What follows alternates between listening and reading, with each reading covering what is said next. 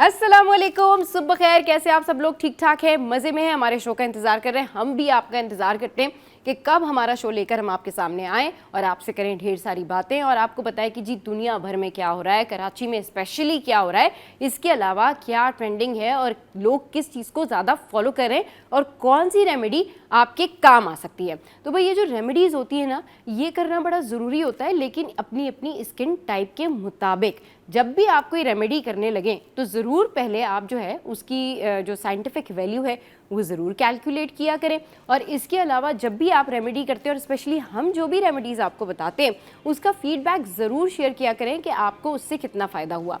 अच्छा, आजकल जो सबसे बड़ा मसला है ना लोगों का, वो मसला ये है कि लोग ये चाहते हैं कि ऐसे 1 मिनट के अंदर ही जो है ना उनकी स्किन अच्छी हो जाए, फ़ौरन से जो है वो पिंपल्स ख़त्म हो जाएं, जो टू टोन स्किन है वो गायब हो जाए। ऐसा नहीं होता, जादू नहीं होता। हाँ, लेकिन 2 हफ्ते में, 3 हफ्ते में या 1 हफ्ते के अंदर अंदर स्किन को बेहतर किया जा सकता है, और वो भी होम रेमेडीज़ के ज़रिए। अच्छा, जो लोग जाते हैं एस्थेटिक क्लिनिक्स में, माइक्रो नीडलिंग कराते हैं या दीगर प्रोसीजर्स कराते हैं, तो डेफिनेटली उनको एक टाइम पर, उसका जो डाउन टाइम है उसके बाद उनको रिज़ल्ट मिल जाता है। लेकिन जो होम रेमेडीज़ होती हैं ना, इसमें थोड़ा सा पेशेंस, थोड़ा सा सब्र चाहिए होता है, लेकिन इसका रिज़ल्ट मिलता है डिले, लेकिन बहुत अच्छा रिज़ल्ट होता है। तो हर किसी को चाहिए ग्लो, हर किसी को चाहिए ऐसी स्किन जो गोरी हो, खूबसूरत हो, फ्लॉलेस हो। तो ऐसी स्किन के लिए आज जो रेमेडी मैं आपके साथ में शेयर कर रही हूँ, इसमें कमाल है क्लोव का, यानी लौंग का। तो आपने क्या करना है कि ये रेमेडी आपने अपनानी है, और इसमें आपने करना ये है कि आपने लेनी है एलोवेरा जेल। एलोवेरा जेल लेके आपने जो है उसमें ग्लिसरीन मिलानी है, फिर उसमें आपने रोज़ वाटर डालना है, फिर आपने उसमें लौंगें जो होती हैं ना 5-6, वो मिक्स कर देनी है। ठीक है, यानी आपने ये लौंग का एक तरह का पेस्ट या मास्क बनाना है। और इसमें सबसे पहले आपने जो मेन चीज़ रखनी है वो है एलोवेरा। एलोवेरा लिया, उसके बाद आपने ग्लिसरीन मिलाई, रोज़ वाटर लिया, तो ये क्लोव का जो आपका मास्क है, क्लोव जेल, ये रेडी हो जाएगा। ये क्या करेगा? ये आपकी स्किन से जितनी भी पिगमेंटेशन है उसको ख़त्म करेगा, स्किन की टू टोन ख़त्म करेगा। और अगर आप इसको रेगुलर अप्लाई करते हैं तो डेफिनेटली आपकी स्किन जो है वो बहुत ज़्यादा ग्लो करेगी, फ्लॉलेस हो जाएगी, और कलर स्किन का जो है वो आपका बहुत बेहतर हो जाएगा, स्किन टाइप को, स्किन कलर को बहुत इन्हेंस करेगा। तो ज़रूर इसको अप्लाई करें और ज़रूर ट्राई करें और ज़रूर हमें बताएं कि what do you think about this remedy. अच्छा जी, आगे बढ़ते हैं और कुछ बात कर लेते हैं कि क्या हो रहा है भाई, मौसम का हाल, मौसम में क्या है। तो शहर कायद में जो है वो अब खुनकी है, रात से निकल के थोड़ी सी खुनकी सुबह सुबह भी आ गई है। इसके अलावा जो है मौसम ओवरऑल एवरेज है, यानी एक ऐसा मौसम है जिसको ना अच्छा कहा जा सकता है ना बुरा कहा जा सकता है। हाँ, बस अब ये है कि अगर सर्दी ने आना है तो आ जाए भाई, लेकिन बड़ा ही इंतज़ार करा रही है कड़ाके वाली सर्दी, क्योंकि कराची में कड़ाके वाली सर्दी होती नहीं है। बट मोस्ट प्रोबेबली दिसंबर में पड़ जाए शायद। बट अभी जो सूरत हाल है उसमें शहर में दिन के वक्त सूरज की तपिश उरूज पर है, फिर मौसम गर्म और खुश्क है, और आइंदा दिनों में दर्जा हरारत में मामूली कमी जो है वो मुतवक्के है। अच्छा जी, अब जो फोरकास्ट है, वेदर फोरकास्ट है, वो आपके साथ में शेयर कर लेते हैं कि 11 बजे मौसम कैसा रहेगा, 12 बजे मौसम कैसा रहेगा, और 1 बजे जो मौसम है वो कैसा रहेगा। सो हमारी स्क्रीन पर वेदर फोरकास्ट अभी थोड़ी सी देर में पॉपअप हो जाएगी, तो फिर आपको पता चल जाएगा कि जी मौसम की सूरत हाल क्या रहेगी। 11 बजे है 30 सेंटीग्रेड, और 12 बजे है 32 सेंटीग्रेड, 1 बजे है 33 सेंटीग्रेड, और 2 बजे है 34 centigrade. So we have weather on our screens. अच्छा जी, अभी जल्दी से चलते हैं और वेजिटेबल प्राइस वो शेयर कर लेते हैं। और वेजिटेबल प्राइस जो है ना वो आपको बताना बड़ा ज़रूरी है, ये आपकी एजुकेशन भी है। दिन भर आप बैठ के जब ख़बरों में सुनते हैं कि सब्जियों की कीमतें आसमान से बातें कर रही हैं, प्राइस बढ़ गए हैं, तो आपको ये भी पता होना चाहिए कि एक्चुअल में कितने बढ़ गए हैं, सरकारी रेट्स क्या हैं। So here we have on our screen vegetable price. अच्छा जी, पहला क्या है हमारे पास? तो पहला जो है हमारे पास आ गया टमाटर। टमाटर के हैं बड़े फ़ायदे भाई, स्किन के लिए भी अच्छा है, 161। आलू जो है वो 63 पे है।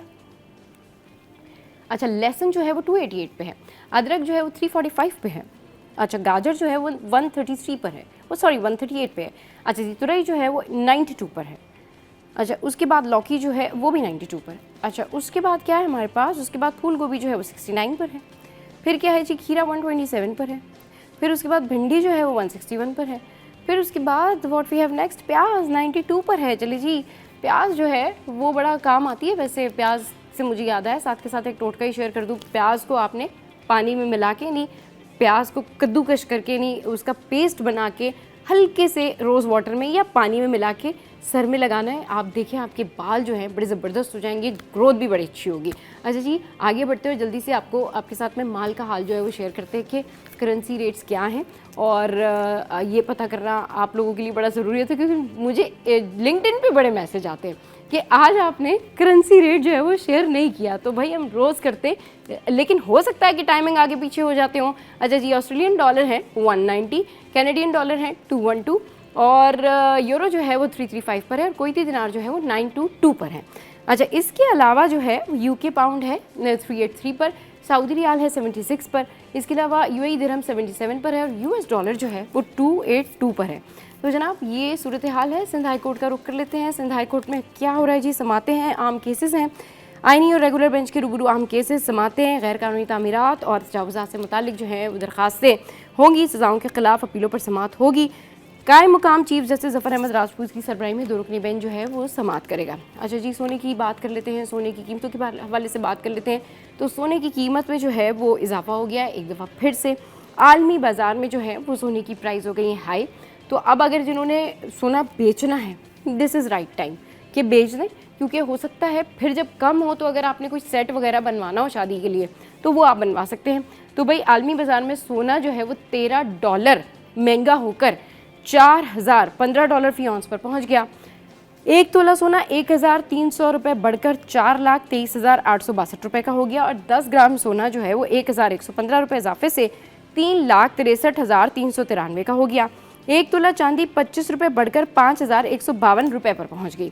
अच्छा जी, आगे बढ़ते हैं और अब कुछ बात कर लेते हैं इंटरमीडिएट ई मार्किंग के हवाले से। हुआ क्या है कि नाज़िम इम्तहानात तब्दील, अब ये जो सारी सिचुएशन होती है ना, इस सिचुएशन में ई मार्किंग के हवाले से अगर मैं बात करूं तो कुछ लोग बड़े खुश होते हैं, कुछ लोग इसके ऊपर रिजर्वेशन का इजहार करते हैं। बट मसला है क्या भाई? कराची में ई मार्किंग का कामयाब तजर्बा करने वाली नाज़िम इम्तहानात को ओहदे से हटा दिया गया। मतलब अच्छा, महकमा यूनिवर्सिटीज़ एंड बोर्ड्स ने लाड़काना बोर्ड के अहमद ख़ान छुट्टू साहब जो हैं उनको नाज़िम इम्तहानात मुकर्रर कर दिया। अच्छा जी, अब क्या हुआ है कि एक ऑफिसर को हटाकर दूसरे ऑफिसर की तैनाती की गई है। ई मार्किंग की बुनियाद पर इंटर साल अव्वल कंप्यूटर साइंस के नताइज की जो है वो तैयारी जारी है। अच्छा जी, आगे बढ़ते हैं और अभी आपको बताते हैं कि जी कराची यूनिवर्सिटी में क्या चल रहा है। कराची यूनिवर्सिटी में क्या चल रहा है जनाब? कराची यूनिवर्सिटी में वैसे तो बहुत अच्छी अच्छी एक्टिविटीज़ होती हैं, वहाँ के स्टूडेंट्स जो हैं वो बहुत अच्छे हैं, और इसके अलावा वो इतनी बड़ी यूनिवर्सिटी है कि वहाँ पर कोई ना कोई कभी ना कभी कुछ क्लैश हो जाता है, और अभी भी कुछ ऐसा ही हुआ है कि जामा कराची में जो है वो तसादुम हुआ है, और ये तसादुम जो हुआ है वो 2 तलबा तंजीमों के दरमियान हुआ है, 2 ग्रुप्स के दरमियान हुआ है। अच्छा जी, झगड़े के दौरान पुलिस एहलकार आए और फिर मुतअद्दिद तलबा जो हैं वो ज़ख्मी भी हुए। पुलिस ने 2 मुल्ज़िमान को गिरफ़्तार भी किया, और झगड़े और पुलिस पर तशद्दुद के इल्ज़ाम में उन पर मुकदमा भी दर्ज किया गया। अच्छा, ये स्टूडेंट जो होते हैं ना, ये बहुत जज्बाती होते हैं। आप यकीन करें, ये क्योंकि पढ़ रहे होते हैं, दिन भर उस यूनिवर्सिटी में रह रहे होते हैं, और एक सिंसियर स्टूडेंट जो होता है ना, उसकी एक क्वालिटी होती है कि वो जिस जगह पर हो, यानी अगर वो अपने काम से लॉयल है तो वो जिस जगह पर है वहाँ से प्यार करेगा। अगर वो किसी यूनिवर्सिटी में है तो उसको यूनिवर्सिटी की हर क्लास से जो है ना बड़ा एक लगाव होगा, उसको अपने टीचर से लगाव होगा। बात सारी ये होती है कि आपकी तरबियत कैसी है। अगर आप ग्रो अप हुए ऐसे माहौल में जो बड़ा लविंग है, बड़ा केयरिंग है, आपके पेरेंट्स ने आपको बड़ी तमीज़ सिखाई हुई है ना, तो आपके लिए बाकी दुनिया बड़ी डिफरेंट हो जाती है। फिर आप ऐसे लोगों से मिलते हैं जहां आपको पता चलता है कि ऐसे भी लोग होते हैं। अच्छा, दुनिया ऐसी भी होती है। तो ये वही जगहें होती हैं, चाहे यूनिवर्सिटी हो या ऑफिसेज़ हों या फिर मल्टीनेशनल कंपनीज़ हों, या जहाँ जहाँ आप जाते हैं तो वहाँ पर आपको तजर्बा होता है कि अच्छा घर में तो कभी इस तरह से नहीं हुआ, अच्छा वहाँ तो ऐसे नहीं हुआ। तो ये लर्निंग प्लेसेस भी होती हैं और ये आपको ज़िंदगी के तजुर्बात भी सिखाती हैं। आगे बढ़ते जी, और NF एक्शन में, और दैट्स रियली ग्रेट कि अब इस हवाले से भी जो है वो बात की जा रही है, और पहले भी इस हवाले से बात की गई है। ये जो शर्जील नाम मेमन साहब हैं, इनका एक इनिशिएटिव ये बड़ा ज़बरदस्त रहा है कि इस हवाले से ये भी बहुत एक्टिव रहे हैं। लेकिन अभी जो खबर है वो मैं आपके साथ में शेयर करती हूँ कि मुल्क के मुख्तलिफ शहरों और तालीमी इदारों के करीब जो है तकरीबन 6 कार्रवाइयाँ जो हैं वो की गई हैं। 6 मुल्ज़िमान जो हैं गिरफ़्तार कर लिए गए हैं। 15 किलो मंशियात बरामद की गई है। मालियत 32 लाख रुपए से ज़ायद है। जिना एयरपोर्ट, पेशावर, जेलम, शेखपुरा और मंशियात बरामद यहाँ से भी की गई है। इसके अलावा जो गिरफ्तार मुलजिम है उसका तलबा को मंशियात फ़रोख्त करने का एतराफ़ जो है वो भी सामने आया है। तो आप देखें कि ये बड़ी अच्छी बात है कि स्टूडेंट को इस तरह से जो लोग ड्रग्स प्रोवाइड कर रहे हैं उनकी तो माफ़ी नहीं होनी चाहिए। यानी आप सोचें कि अगर आप किसी एक इंसान को हर्ट करते हैं और इंटेंशनली करते हैं, चाहे आप उसको ड्रग्स दे के करें, चाहे आप उसके ख़िलाफ़ कुछ करके करें, या आप उसके हवाले से कोई भी ऐसी नेगेटिव एक्टिविटी प्लान भी कर रहे हैं, तो वो किसी का बच्चा है, वो किसी की बेटी है, किसी का बेटा है, वो अपने माँ बाप को छोड़ के यूनिवर्सिटी पढ़ने के लिए आया है या वो कहीं और काम कर रहा है। तो ऐसे लोग जो हैं, एक तो इनको इबरत का निशान भी बनाया जाता है कि भाई इनको पकड़ लिया गया, ये मंशियात सप्लाई कर रहे थे, ये ड्रग सप्लाई कर रहे थे। और फिर दूसरा, आप यकीन करें कि जो दूसरों का ख्याल नहीं करते ना, फिर उनके अपने साथ भी इसी तरह के मामलात होते हैं। इनके अपने घरों में भी लोगों के साथ ऐसे ही लोग तंग करते हैं और इसी तरह की बेचैनियाँ होती हैं। और फिर ये कहते हैं पता नहीं अल्लाह जाने क्या हो रहा है। तो ये वाली चीज़ें जो होती है ना, ये कहते हैं जहाँ रहें अल्लाह का खौफ रखें और कम से कम अगर आप किसी को सीधा रास्ता नहीं दिखा सकते तो गुमराह भी ना करें। अच्छा जी, आगे बढ़ जाते हैं और अभी आपको बताते हैं कि एक और जो वाक़या है, एक और जो हादसा है, उसके बारे में टॉप स्टोरी में डिस्कशन करेंगे। लेकिन ये क्या हुआ भाई कि PIA का फ़्लाइट ऑपरेशन सबसे ज़्यादा मुतासर हो गया। अच्छा जी, खबर यह है कि PIA इंतज़ामिया और एयरक्राफ्ट इंजीनियर के दरमियान जो है वो तनाज़ा शिद्दत अख्तियार कर गया। फ़्लाइट ऑपरेशन जुज़वी तौर पर मुतासर हुआ। इंजीनियर्स ने तैयारों की उड़ान की क्लियरेंस रोक दी। CEO के रवैये में तब्दीली तक काम बंद रखने का ऐलान। अच्छा जी, इंतज़ामिया का मौक़िफ़ है कि हड़ताल गैर कानूनी और निटकारी के अमल को सबूताश करने की कोशिश है। अच्छा, PIA एक दफ़ा फिर से खबरों में, बाकमाल लोग लाजवाब सर्विस। और न जाने ये बाकमाल लोग लाजवाब सर्विस जो है ये वाकई कब बहाल होगी और कब जो है वो हम इस एयरलाइन के हवाले से इसकी जो खोई हुई इम्पोर्टेंस है, जिसने एमिरेट्स तक को चलाना सिखाया, कब वो हम वापस लेकर आएंगे और कब सब शौक से जो है ये कहेंगे कि जी हम PIA से जा रहे हैं। ऑल्दो हम इसे ओन करते हैं, हमारी अपनी एयरलाइन है, लेकिन फिर भी चीज़ें बहुत बेहतर करने की ज़रूरत है। अच्छा जी, आगे बढ़ते हैं। और ग्रीन लाइन फ़ेज़ 2 मनसूबा। अच्छा, ग्रीन लाइन फ़ेज़ 2 मनसूबा जो है इट्स रियली गुड कि एहसन इकबाल साहब जो हैं वो यहाँ सिंध में कराची के प्रोजेक्ट्स के ऊपर भी बड़ी तवज्जो दे रहे हैं। इससे पहले भी जब वो आए थे तो आपको याद होगा, एहसन इकबाल जब यहाँ आए थे तो तब भी उन्होंने बाज़ाब्ता तौर पर डायरेक्टली या इनडायरेक्टली कहा था कि नहीं, वो डेवलपमेंट में, तामीर व तरक्की में बड़ा इंटरेस्ट रखते हैं। इनफैक्ट नवाज़ शरीफ साहब जो हैं उनके हवाले से भी ये कहा गया कि वो भी चाहते हैं कि कराची जो है वो बेहतर हो। तो एहसन इकबाल ने कहा है कि वज़ीर आला सिंध का ताउन हासिल है, मेयर कराची के तहफ़्फ़ुज़ात जल्द दूर किए जाएंगे। अच्छा, मनसूबे की लागत जो है वो 5.5 अरब रुपए है और फ़ेज़ 1 की तोसी से अवाम को ज़्यादा सहूलत मिलेगी और वफाकी हुकूमत कराची के मनसूबों को तरजीह दे रही है। ये ग्रीन लाइन फ़ेज़ 2 की बात हो रही है। तो जिस तरीके से गवर्नमेंट, मतलब फेडरल गवर्नमेंट भी बहुत ज़्यादा एक्टिव है, तो अल्लाह करे कराची के हालात वाकई बेहतर हो जाएं और बहुत ज़्यादा बेहतरी देखने को मिले।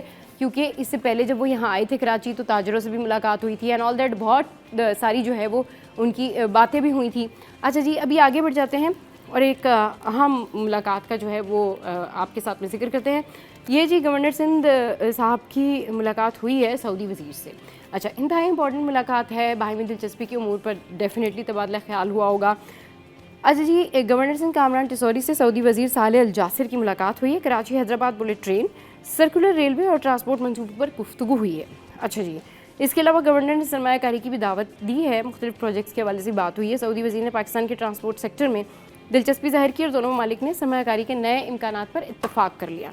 अच्छा जी, अब क्या है, यहाँ पर एक और ज़बरदस्त कार्रवाई हुई है। यह है जी कस्टम्स की स्मगलिंग मुखालिफ कार्रवाई। अच्छा, बिल्कुल इस तरह की कार्रवाइयाँ होनी चाहिए। कस्टम इन्फोर्समेंट कराची की ये कामयाब कार्रवाई है, इंतहाई कामयाब कार्रवाई है। समंदरी रास्ते से ईरानी डीजल स्मगलिंग करने की जो कोशिश थी उसको नाकाम बनाया गया।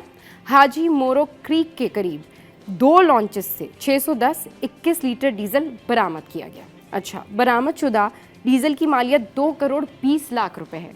FBR के मुताबिक मशरकी सेक्टर में 10 साल बाद पहला कामयाब ये ऑपरेशन किया गया है। This is very good. इस तरह से रहेगा तो बहुत सारी चीज़ें जो है वो कंट्रोल में रहेंगी और बहुत सारी चीज़ें जो है वो समझ में आएंगी कि जी ठीक है, अब बहुत सारे लोग जो हैं अब मुल्क की तामीर और तरक्की के लिए एक्टिव हैं।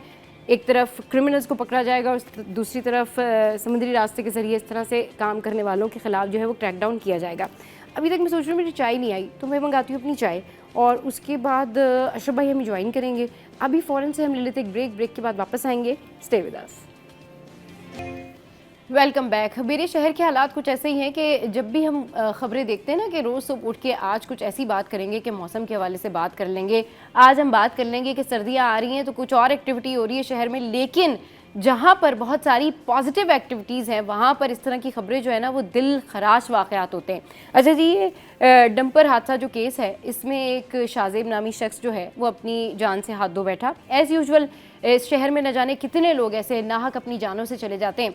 अभी इनकी रिसेंटली जो है वो शादी हुई थी और ये बाइक पे थे और इनकी वाइफ जो है वो ज़ख्मी हुई हैं। अब इस हादसे के टाइम पर जब ये सारा हादसा हुआ तो जो डंपर एसोसिएशन से लियाकत मसूद साहब हैं वो अपने गार्ड्स के साथ वहाँ पर पहुँचे और फिर उसके बाद वहाँ पर भी जो सारी सिचुएशन हुई, वहाँ पर क्या हुआ, इनसाइड स्टोरी क्या है, उन्होंने किस तरीके से जो है वो क्यों फायरिंग की आवाम पर, इस हवाले से गवर्नर साहब ने भी एक्शन लिया और अभी क्या करंट अपडेट है, इस पर बात करने के लिए अशरफ भाई हमारे साथ मौजूद हैं। अशरफ भाई, वेलकम टू द शो। ये जो वाक़या हुआ है ये इंतहाई दिल खराश वाक़या है और इतनी दीदा दिलेरी कि आप आवाम के ऊपर फायरिंग करवा दें। देखें, सब अफसोसनाक वाक़यात हो रहे हैं कराची में, ख़ास तौर से डंपर का। यानी कि आप जब ये वीडियो आई रात को, हाँ। सीरियस क्या बताऊँ मैं, मतलब आप सोचें कि इंसानी जान डंपर के नीचे आके कुछ चला जा रहा है और ये आके उसको सपोर्ट के लिए, ठीक है आपका बंदा है, लेकिन आप ये देखें इससे पहले वाला डंपर देखा था आपने, ये कुरंगी रोड पे सिंगर के पास वो बाइक पे खड़े हुए थे, ट्रैफिक पुलिस ने रोका था ट्रैफिक कंट्रोल करने के लिए, पीछे से डंपर आता है 5 बाइकों पे चढ़ा देता है वो, 4 लोग जख्मी हुए, एक नीचे आके जाँ भाग हो गया। तो 5 बाइकें उसको नज़र नहीं आई। अब आप सोचें कि उसकी स्पीड क्या होगी कि वो रुका नहीं डंपर। इसमें हाइड्रोलिक ब्रेक्स होते हैं।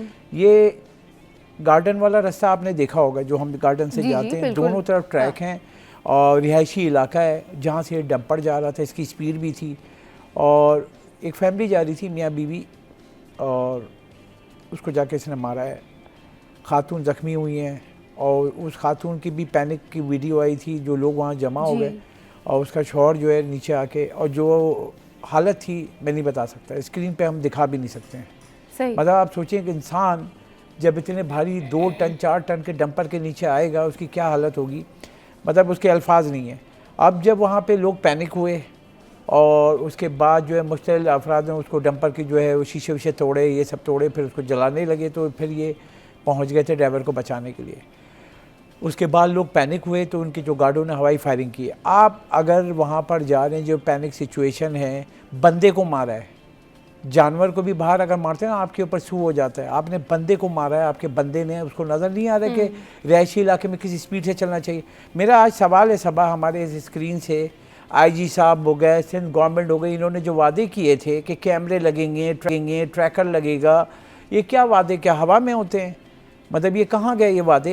आपको याद होगा हमने कितनी दफ़ा खबरें चलाई हैं, बेइंतहा हमने इस हवाले से बात की है, पता नहीं कितनी दफ़ा हमने इस हवाले से खबरें चलाई हैं। अक्सर तो ऐसा होता था कि हमने पूरी ट्रांसमिशंस किए हैं इसके ऊपर कि भाई ये जो डंपर माफिया है इनका मसला कैसे हल होगा, ये क्या अवाम क्या है, कीड़े मकोड़े हैं इन लोगों के लिए। जी बेसिकली देखें ना, अब आप एक अफसोस की बात है, कमिश्नर कराची साहब एक्शन करा रहे हैं ज़बरदस्त के चाय के ऊपर पर बच्चे बैठे हुए हैं, उनको बंद कर दिया, पुलिस वाले ले गए उनको जोड़ तोड़ करने के लिए माजरत के साथ, क्योंकि यही अल्फाज इस्तेमाल होते हैं। वो बच्चों को उठा के ले गए, वो गए में चाय पी रहे हैं, मतलब अपना दिन भर की थकन उतार रहे हैं, उनको भी जो ले जाके आपने बंद कर दिया है, फिर चाय के होटलों को सील कर दिया। ठीक है भाई, अब उसके बाद अब आप देखें ना डंपर वालों के साथ क्या कर रहे हैं। ड्राइवर जिसने मारा वो सेफ साइड, वो लोगों ने पकड़ लिया तो ये इनके गार्ड वार्ड आ गए, वो आ गए। आप गार्ड तो देखें ना, धत्ते लगा के दहशतगर्द लग रहे हैं वो।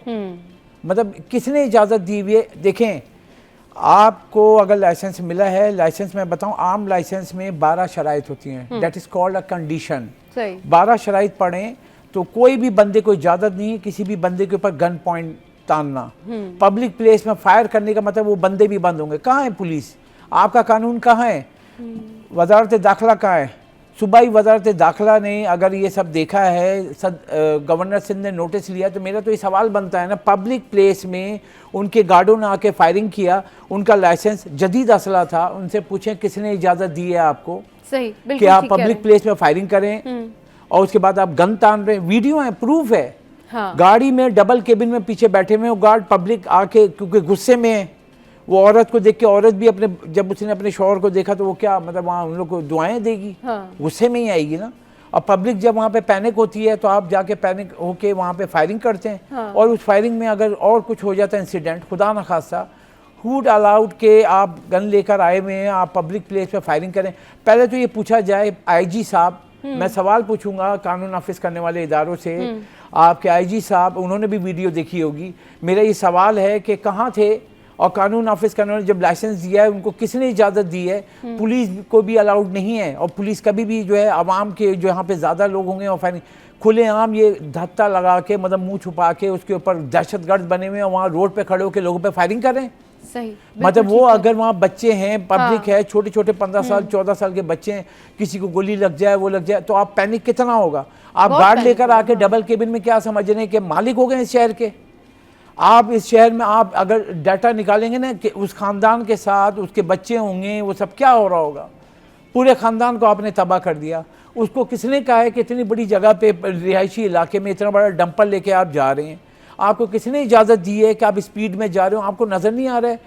और उनको क्या आपने जो वादे किए थे, आपने लिख के दिया था हम कैमरे लगाएंगे, ट्रैकर लगाएंगे और ये स्पीड होगी। 30 किलोमीटर की स्पीड रखी गई थी हैवी व्हीकल की। कहाँ है ट्रैफिक पुलिस? चलान कर रहे हैं, हमने 25,000 चलान कर दिए, 12 करोड़ का जो है हमने वो कर दिया, 20 करोड़ का चलान कर दिया। ट्रैफिक पुलिस का जो काम है वो लॉस पढ़े पहले जाके। अफसोस के साथ, बड़े अफसोस के साथ कह रहा हूँ, वो ट्रैफिक पुलिस का काम है टू मैनेज दी ट्रैफिक। सही, ठीक है, ये मैनेज कर रहे हैं। हाँ।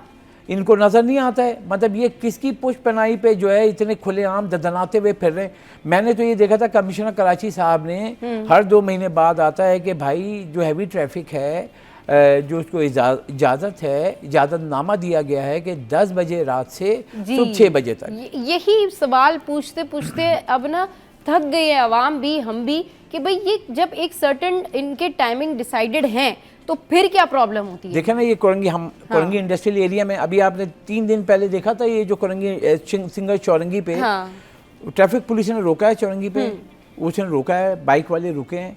मैं वीडियो आपने पढ़ी भी है हमारी, हमने तो चलाई भी, 4 5 6 बाइक वाले रुके हैं, पीछे से डंपर आया, बस रुकी हुई है, गाड़ियाँ रुकी हुई, पीछे से आया, मतलब सब पे चढ़ा दिया उसने। मतलब कौन है भाई?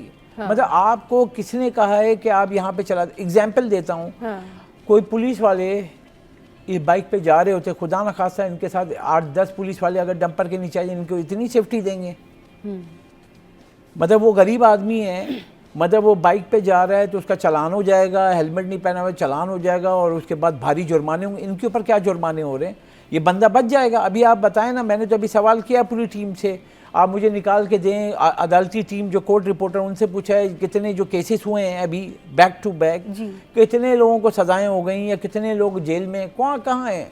कोई फॉलोअप नहीं है ना, ये सामने लाते हैं। अभी देखें ये वीडियो आई है, ये जो अगर आप वीडियो अगर हमारे कैमरा मतलब जो टीम दिखाए, जिसको गार्ड 2 खड़े हुए हैं और ड्राइवर जो है वो खड़ा हुआ है बीच में, अब ये तो वीडियो में आ गया। अब मैं 100% देता हूँ जब ये जमा होंगे, आप बताएं ये होगा ये वहाँ पे? अच्छा अशरफ भाई, अब इतना बड़ा ये इंसिडेंट हुआ है, मतलब अब तो होश के नाखून कर लेने चाहिए। नहीं, मतलब कितने लोग अपनी जानों से जाएंगे।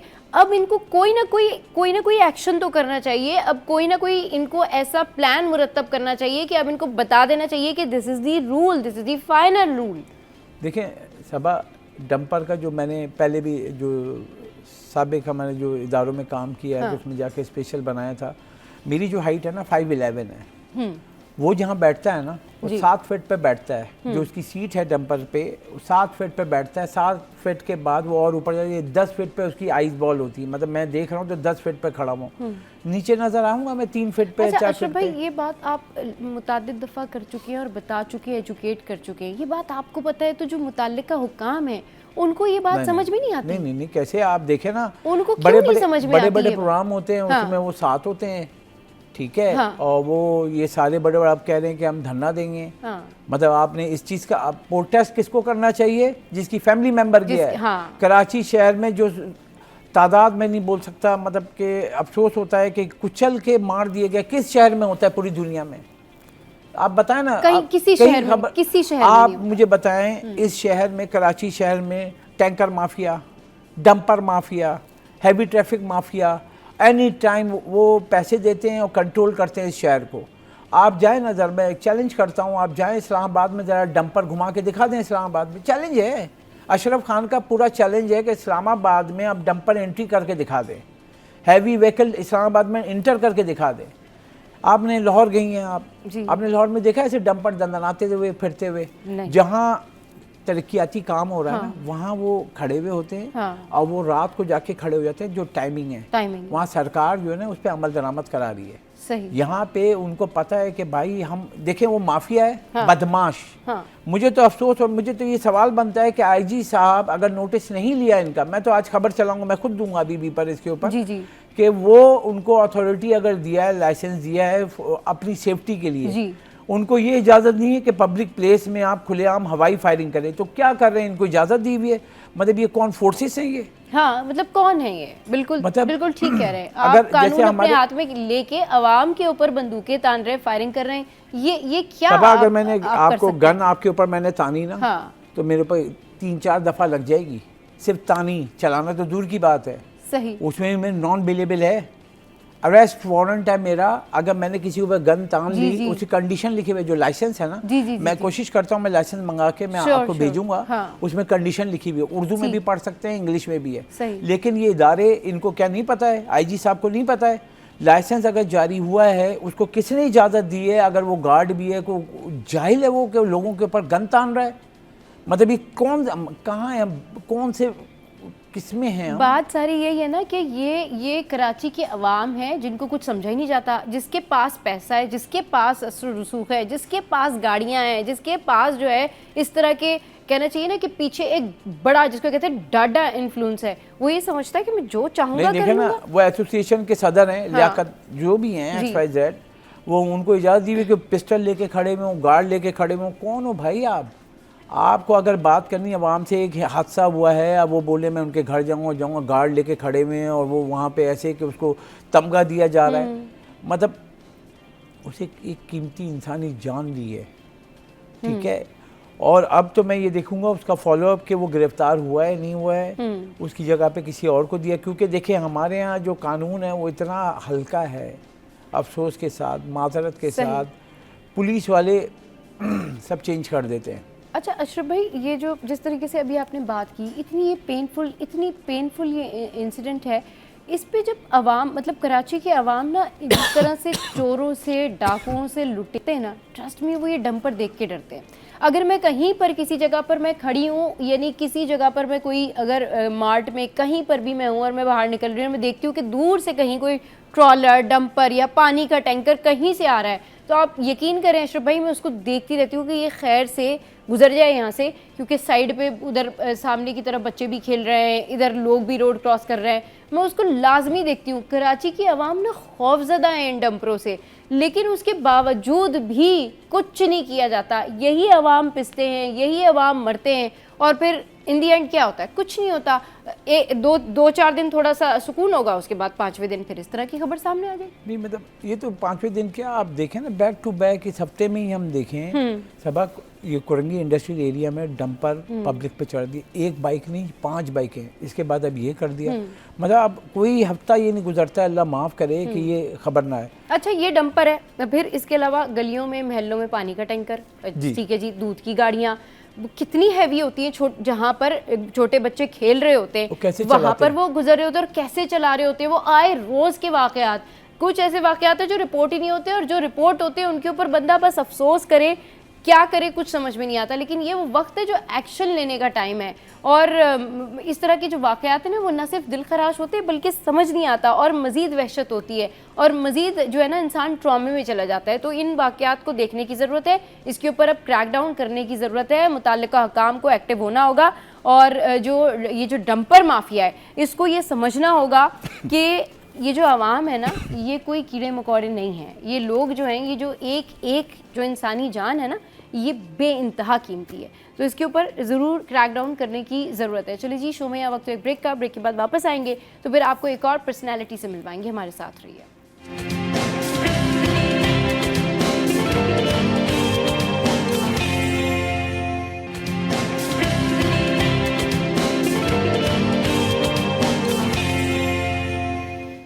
Welcome back. तो भाई, पाकिस्तान जिस तरीके से इस बात पर यकीन रखता है कि हमें हमारे दीगर ममालिक के साथ जो है कल्चरल टाइज भी बड़े ज़बरदस्त रखने चाहिए और दूसरों के कल्चर को भी अप्रिशिएट करना चाहिए, तो वहीं पर हमारे साथ इस वक्त स्टूडियोज़ में मौजूद हैं फ्रांस कल्चर सेंटर से मिस्टर एमैनुअल ब्रोरिक। इनको शो में वेलकम करते हैं। अस्सलाम वालेकुम sir, welcome to the show. How are you? Thank you. Thank you very much for coming. Yes, very good indeed. I've been here only for 2 months, but everybody is welcoming me, so it's very pleasure to be here and amidst the How did you people of find Karachi. Karachiites? How did you find Karachiites? The what? The people of Karachi. Oh, very smiling Huh. and very welcoming. Actually, Right. it's a very huge city for me, Okay. but the life is easygoing. So. So sir, tell us something about your culture center. What's going on? What's the activity and what's the program? The Alliance Française in Karachi has been founded in 1954, so it's been here for a while, you Okay. know. But we organize cultural events, exhibitions, and mainly we have French classes for the students that want to go abroad or for one own pleasure. Okay. What do you think about that? That how can you promote culture of both countries, and how can people learn French language? Because that's really necessary to learn about French language, because people want to go to the France and explore many things in there. As for the culture is concerned, we used to promote the French culture around the world. You know, there are about more than 800 Alliances Françaises in the world, but nowadays it's more like an exchange. The Karachi artists, they come to Alliance, and French artists come too, so we have always exchanges. Right. As the language part is concerned, then why do we learn a foreign language? I'm learning Urdu, but I'm a bad student actually. No issues. But it's Can you speak Urdu? A little bit. Little bit. Marbeni mucho, Marbeni. Not yet. Not yet. Not Okay. yet. Merinam Emanuele. Now, we learn a language not only for practical reasons, Right. but as for me, to know the structure of the language, and you know the structure of the language, you know the people around you.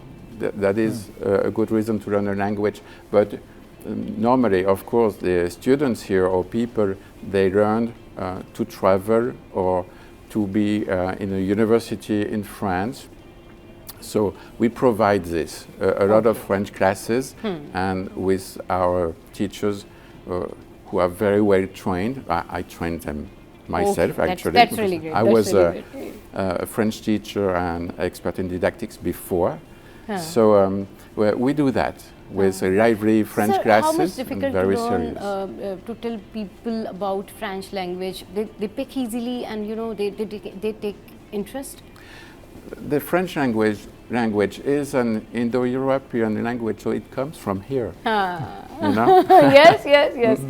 So the structure is easily picked up by students, and there are less exceptions than in Urdu language. Right. They are killing me actually with those exceptions and the Urdu grammar. But in French, it's quite mathematics. And so it's not that difficult. Of course, the pronunciation, Yes. vous savez, c'est toujours un peu difficile, mais बिल्कुल। voilà. तो ये sir कह रहे हैं कि जो pronunciation होती है ना, बस थोड़ा सा वो मुश्किल है। थोड़ा सा फ्रेंच लैंग्वेज जो है वो थोड़ी सी कैलकुलेटेड है, लेकिन जब आप सीखना शुरू करते हो तो बड़ा इजी हो जाता है, बड़ा आसान हो जाता है फ्रेंच लैंग्वेज। अच्छा sir, we are also having culture festival in Karachi. So what do you think about that, and what do you comment on that, that so many people of so many countries came here presenting their culture also? The World Festival actually going on in Karachi is Yes. crazy because last year I Crazy in heard that it was sense. 14 countries invited, yes. and now their team, they are in Arts Council, they are dealing with 140 countries. Yes. I don't know how they do it. The offices that must be steaming, you know. Yes. So I was there on Saturday and Sunday and yesterday because there was a play. How did you yesterday. find this activity? Oh, I'm in the culture Oh yeah. side myself, Yes, so of course I love it. And we find there artists exchanging, the Argentinian painter exchanging with the Albanian actor. So it's really nice, and the audience, people going there, they can speak to the artists that are here, and they're very glad to present their work. So, but it's a huge festival. In my town in France, we have almost the biggest festival of France with 900,000 spectators in 10 days. So I'm used to those big events. That's really great. That's really great. But I know the organization. It's अच्छा, France is a country difficult. that is famous for fashion also. Fashion. You know, अगर किसी को fashion carry करना है या बहुत ज़्यादा fashionable dresses लेने हैं, तो वो France जाए और fashion देखे. तो sir, what do you think about that? What is the similarity between Pakistani culture and French culture in terms of language, in terms of culture, in terms of drama, in a sense of fashion and all that? so as far as fashion is concerned, Yes. then I am not the exact person because Yeah, my yeah. two assistants, Yes. Yeah, right. they will speak about that much better than me. But Okay, tell us something about the culture. we are hosting actually a doctorate, a young French student, Right. who is working on the commerce of cruises around the world. Right. So we'll have a cruise market on the 30th of November Okay. to see what clothes become when they are used and reused. So there. I've been visiting the Arts Council and also the IVS, the School of Art, and they have a fashion department. So I was very surprised to see that the students are very up to date here That's about okay. fashion and designing. Ji, Mr. Ji. Amir, We are very- which place you mostly visited in Karachi? What's your view about Karachi? Oh, that's a very easy question for me because the place I visited most is my office. Okay. And about seaside? It's been only 2 months, so About seaside? the seaside I went to, but you know, I come from a place in France and I live by the sea. So my beaches kind of miss me a little, but it's the sea here is warm. It's Did you very try cold. any dish in Karachi like biryani, halim, ice cream, kofta, chapli kebab and all that? No problem with the ice cream. Okay, right. The biryani I love too, but it's a little spicy for me. So if I eat biryani, I need to have the ice cream ready. You can eat a biryani without spices because you know हमारे यहाँ जो बिरयानियाँ बनती हैं उसमें कब अगर मसाले हों तो सर ट्राई कर सकते हैं. सर कह रहे हैं कि स्पाइसेस होते हैं बिरयानी में इसलिए ट्राई नहीं की बट उनको पसंद बहुत ज़्यादा है. अच्छा sir, we have great talent in Pakistan. We have great students, we have great minds, we are very creative people. So what do you think about that? What are the opportunities of our people, our student, if they learn French language? So what you were thinking about them, what your culture center is doing for them to provide them opportunity? That is what we try to do at Alliance Française. We build bridges. For example, right now there are 8 Pakistani artists in France for each one a month Ji. to have kind of residency Okay. working with French artists.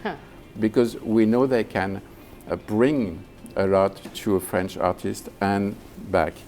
So we give them the opportunity of knowing those programs, of exchanging.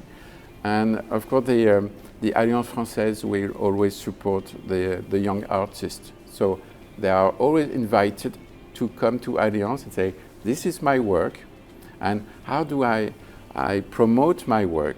First come to Alliance, we'll have an exhibition, and we'll introduce you to people in France. It's very possible to do that. Okay, sir, so what's the process to learn French language? What are your programs?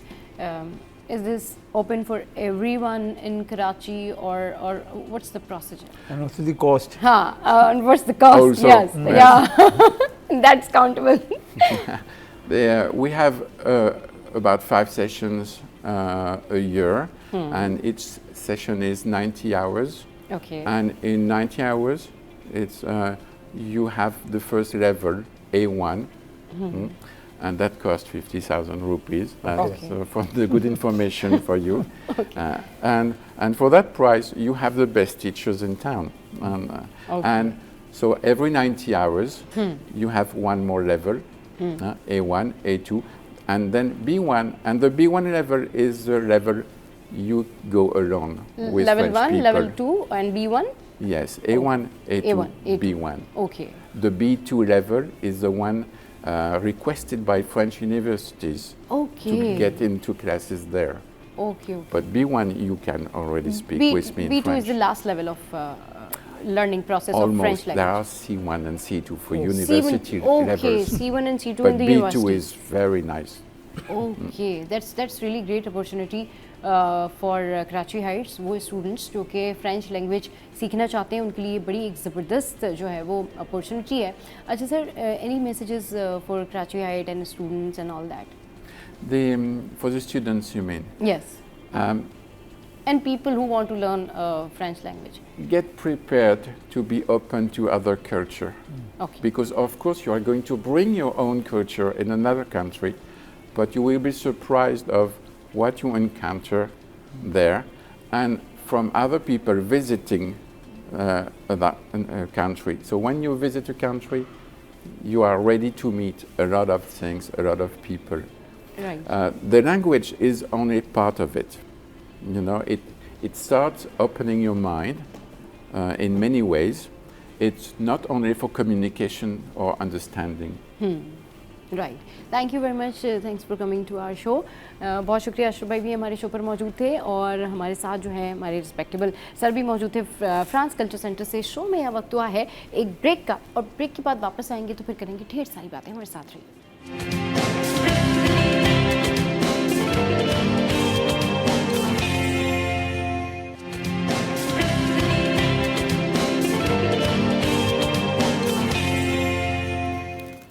Welcome back. तो भाई आपको उस segment में खुशामदीद कहते हैं जो segment मुझे बहुत पसंद है, स्पेशली क्योंकि इस सेगमेंट में हम बातें करते हैं आप लोगों से आपके घर के हवाले से कि उसको कैसे डेकोरेट किया जाए, किचन कैसे साफ़ किया जाए, और साथ साथ टाइल्स वगैरह जो हैं उनको कैसे चमकाया जाए, और इसके साथ आपकी हेल्थ के हवाले से कई सारी ऐसी रिसर्च भी शेयर करते हैं और आपको बताते हैं कि जो स्किन है आपकी वो कितनी इंपॉर्टेंट है, आपकी सेहत कितनी इंपॉर्टेंट है, अगर आप अपने आप को ग्रूम करके रखते हैं तो वो कितना इंपॉर्टेंट है. अच्छा, बहुत सारे लोग ऐसे होते हैं जो कि अपने ऊपर तो बहुत तवज्जो देते हैं, लेकिन अगर आप उनके किचन में चले जाएँ या आप उनके वॉशरूम्स में चले जाएँ या आप उनका घर देखें तो आपको आइडिया होगा कि घर पे लोग इतनी तवज्जो नहीं देते.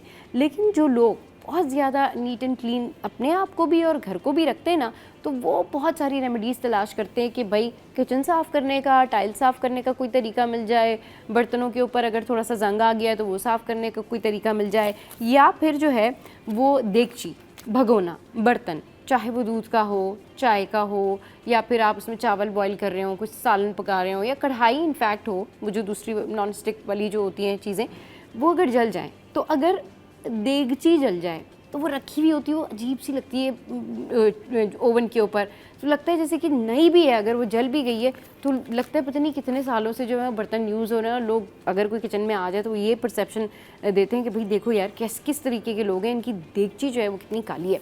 तो आप जो देगची जल जाए उसको साफ़ करने का क्या तरीका है, आज मैं आपको ये टोटका बताने लगी हूँ।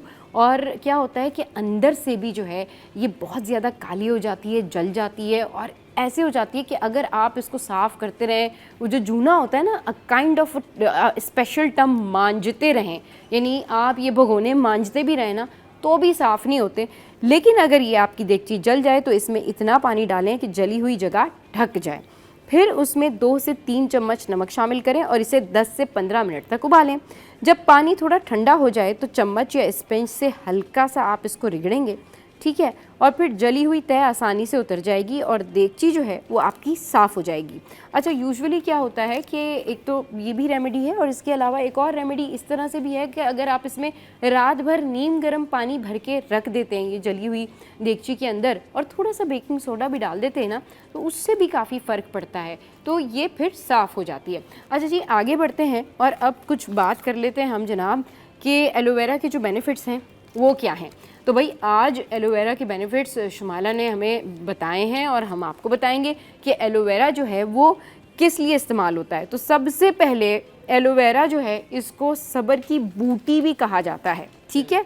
अच्छा जी, ये है विटामिन्स, मादनियात और एंटीऑक्सीडेंट से भरपूर। इसके बाद जो है आपकी जल्द के लिए इसको ना, यानी जो स्किन है उसके लिए इतनी बेनिफिशियल है कि इसको सदियों से इस्तेमाल किया जा रहा है, जल्द के लिए, सेहत के लिए, इनफैक्ट कि अगर किसी को इन्फ्लेमेशन हो स्किन पे उसके लिए, सूदिंग के लिए, सब चीज़ों के लिए जो है एलोवेरा का इस्तेमाल किया जाता है। अच्छा, जल्द की नमी जो है वो उसको बरकरार रखता है, फिर आपकी स्किन को फ्रेश रखता है। सूरज की तपिश हो या जलन हो, जो भी, जिस तरह से मैंने आपको बताया कि कोई भी इन्फ्लेमेशन हो तो इन्फ्लेमेशन के अंदर ये बड़ा काम आता है। फिर खराश है, सनबर्न है, अगर आपको जलन हो रही है उसमें भी बड़ा काम आता है। अच्छा, फिर क्या होता है, एंटीऑक्सीडेंट है, ये जिस्म को मुतादिद बीमारियों से बचाने में मदद करता है। एलोवेरा जूस कब्ज़ और बदहज़मी में भी फ़ायदा मंद है। अच्छा, एलोवेरा के बेतहाशा फ़ायदे हैं। इन फ़ायदों में एक फ़ायदा ये भी है कि जब आप किचन में काम कर रहे होते हैं ना, और किचन में काम करते वक्त आपको लगता है कि आप बहुत सारी प्याज काट रहे हैं, और जो ख़वातीन जो हैं ग्लव्स का इस्तेमाल नहीं करती प्याज काटते वक्त, और बहुत सारे यहाँ पे उनके जो पोर्स होते हैं, ये थंब के ना पोर्स होते हैं, ये भी ख़राब हो रहे होते हैं या उनमें प्रॉब्लम हो रही होती है, जलन हो रही होती है। तो आप अपने जब यानी आप प्याज या कोई भी चीज़ कट कर रहे हैं, उसको आप कट करने के बाद इस एलोवेरा को आप वैसलीन में मिला के अगर यहाँ लगाएं ना अपने थम्स के ऊपर, तो बड़ा रिलीफ मिलता है, बड़ा फ़ायदा होता है, निशान भी नहीं पड़ते। अच्छा जी, आगे बढ़ते हैं और अब भाई हमारे पास क्या है आज, recipe of the day. Okay जी, ये रेसिपी ऑफ द डे जो है ये आज क्या है और हम आपके साथ में क्या शेयर कर रहे हैं। तो भाई हमें सऊद भाई ने बताया आज के मज़ेदार मसाला भरी चांपे बनाने का क्या तरीका है, मैं आपके साथ में शेयर करती हूँ।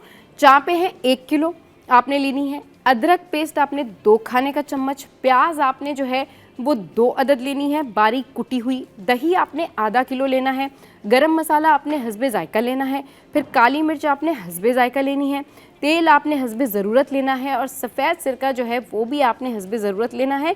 अब कौन कौन से इंग्रेडिएंट्स हो गए, मैं इसको दोबारा रिपीट कर देती हूँ। चांपे, अदरक का पेस्ट, प्याज कुटी हुई जो है वो प्याज आपने लेनी है, इसके अलावा दही आधा किलो, गरम मसाला, काली मिर्च हस्बे जायका, और तेल हस्बे ज़रूरत, सफ़ेद सिरका हस्बे ज़रूरत। चांपे सफ़ेद सिरके से धोकर आपने खुश्क कर लेनी है। दही में अदरक, प्याज, लहसुन, गरम मसाला, काली मिर्च और नमक डालकर मिक्स करें। चांपे आपने इस मिक्सचर में डालकर आधे घंटे के लिए मैरिनेट करनी है। पैन में चांपे और थोड़ा सा पानी डालकर पकाएं यहाँ तक कि पानी खुश्क हो जाए और चांपे गल जाए। अब तेल गरम करके चांपे सुनहरी फ्राई कर लें। अच्छा जनाब, तो ये हो गई जी आपकी रेसिपी ऑफ द डे, और ये मज़ेदार आपकी जो चांपे हैं, मसाला भरी चांपे, ये रेडी हो जाएंगी। अच्छा जी, आगे बढ़ते हैं और अब कुछ बात कर लेते हैं हैलोवीन पार्टी के हवाले से। अच्छा भाई, एक्ट्रेस मिशी खान जो हैं, she is so much active on Instagram, और आप जब भी इनको देखते हैं तो ये हमेशा हर उस इशू के ऊपर आवाज़ उठाती हैं जो भी हाईलाइट होता है या ट्रेंडिंग होता है, लेकिन ये खुद भी बहुत ज़्यादा तनकीद का निशाना बनती है। अभी रिसेंटली हैलोवीन पार्टी हुई और ओवरऑल पूरी दुनिया में, स्पेशली अमेरिका में जो है बहुत ज़्यादा सेलिब्रेट की गई एंड ऑल दैट। तो अभी होता क्या है कि इन्होंने इसके ऊपर भी जो है वो बात की है, और उन्होंने कहा है कि कराची की हैलोवीन पार्टी में मुबैना फहाशी और हम जिन्स परस्ती पर तशवीश का इजहार किया, और कहा कि जो काम की खामोशी है ये लम्हा फ़िक्रिया है, यानी इतनी खामोशी लोगों ने रखी हुई है इस हवाले से कि किसी को कोई फ़िक्र ही नहीं है कि इस शहर में क्या हो रहा है, लोग हैलोवीन पार्टी सेलिब्रेट कर रहे हैं। अब इनका जो बयान है सोशल मीडिया पर, उसका जो है ना वो मिला जुला रद्द-ए-अमल है। कुछ लोग जो है वो तनकीद कर रहे हैं, कुछ लोग कह रहे हैं जी आपने बहुत अच्छी बात की है। अब जो हैलोवीन कल्चर है इस पर भी एक नई बहस चढ़ गई है इनके इस कमेंट के बाद। इससे पहले भी रिसेंटली सबा कमर के हवाले से उन्होंने बयान दिया था कि भाई जो उन्होंने कराची के हवाले से कहा था उस पर भी उन्होंने बात की थी कि कुछ अच्छा नहीं लगा, आपने तो इधर से ही सारा कुछ खाया भी कमाया भी एंड ऑल दैट, और फिर इस तरीके से कह दिया। खैर जी, अब आप लोग इस पर क्या सोचते हैं ये ज़रूर कमेंट करके बताइएगा कि हैलोवीन कल्चर जो है उसके ऊपर आप क्या कमेंट करेंगे और आप क्या सोचते हैं, और मिशी खान का जो ये बयान है इससे आप कितना अग्री करते हैं। आगे बढ़ते हैं जी, एक्टर जाहिद खान की बात करते हैं। अच्छा भाई, ये जो जाहिद खान है ये एक ऐसे एक्टर हैं कि आप देखते होंगे कि बड़ा सोफिस्टिकेटेड और इस तरह से नज़र आते हैं लोगों के साथ।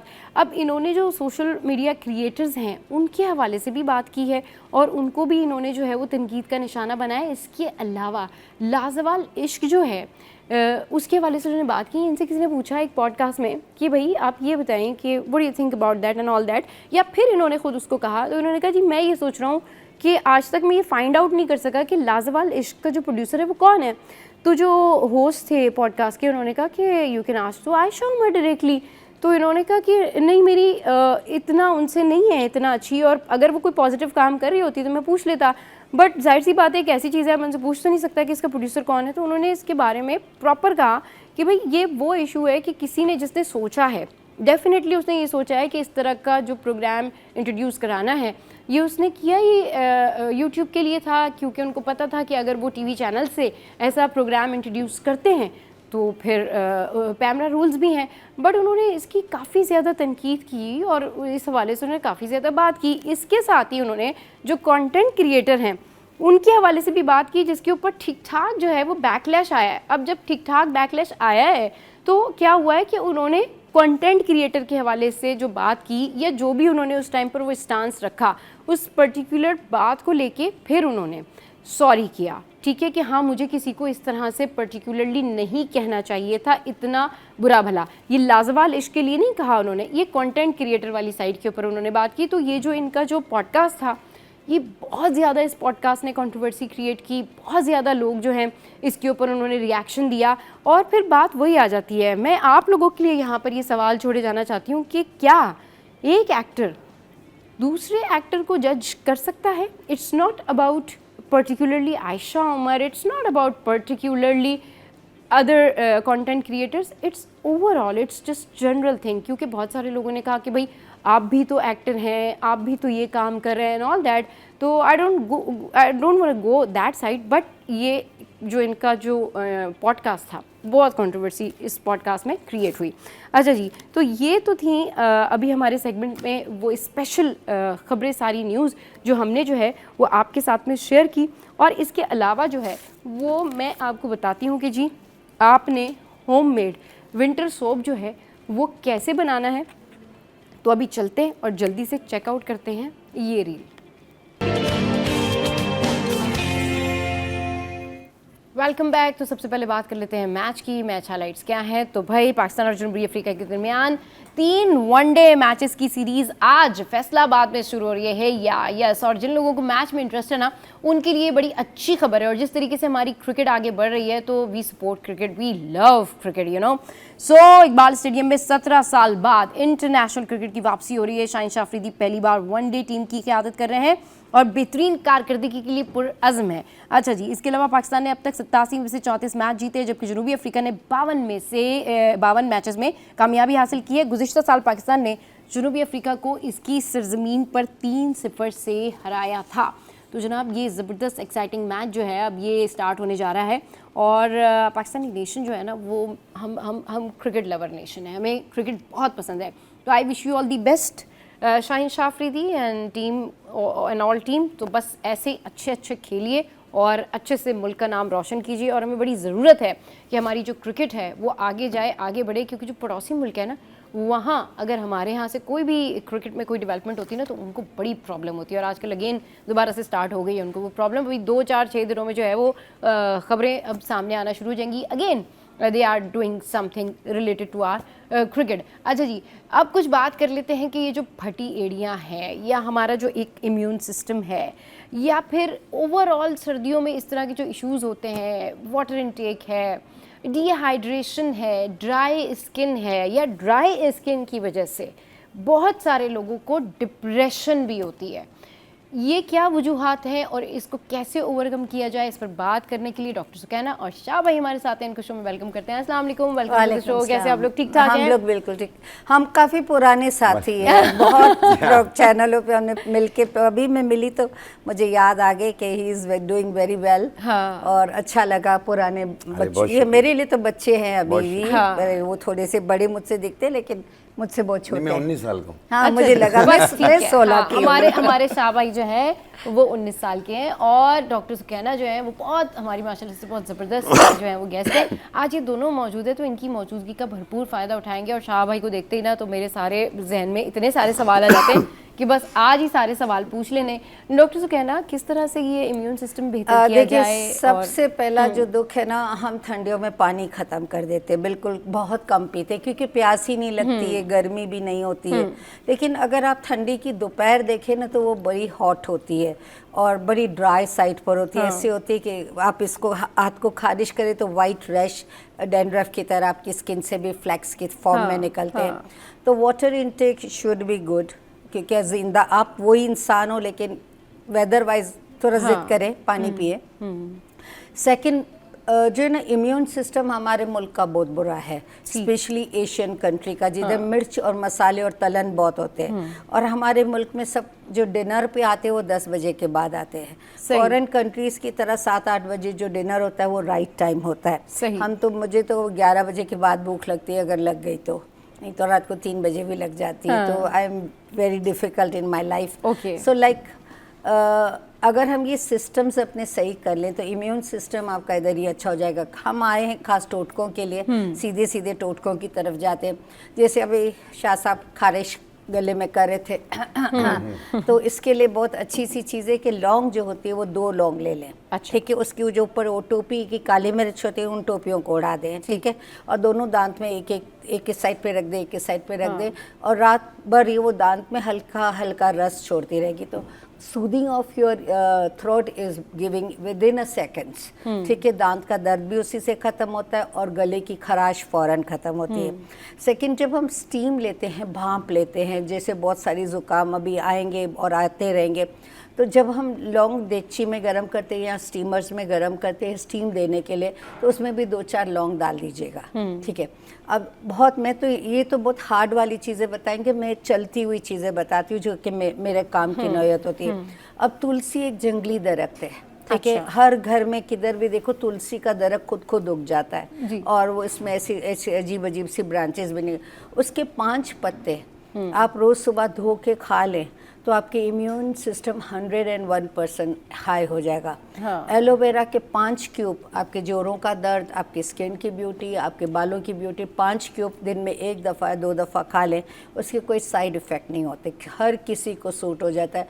क्योंकि ज़िंदगी में अगर कुछ कड़वा नहीं रखेंगे ना आप, तो अंदर कीड़े जो हमारे स्पेशल जो खाने पीने के लिए रखे गए हैं, जो हमारे मरने के बाद निकलने वाले, तो हमें ज़िंदा नहीं निकालना है, तो उसको हम ज़िंदगी में ही इसको अपना दोस्त बना लेंगे। ठीक है, तो आप अपनी ज़िंदगी में कुछ कड़वा लाएँ, जैसे कड़ेले हम बहुत उसको धो धा के उसकी ख़त्म कर देते हैं, तो थोड़ा थोड़ा कड़वा आप रखें, जैसे तुलसी का पत्ता। अच्छा, गुलाब कितना खूबसूरत प्लांट है, देसी गुलाब, उसकी खुशबू कितनी अच्छी होती है, लेकिन उसके पत्ते खाएं तो वो कड़वे होते हैं।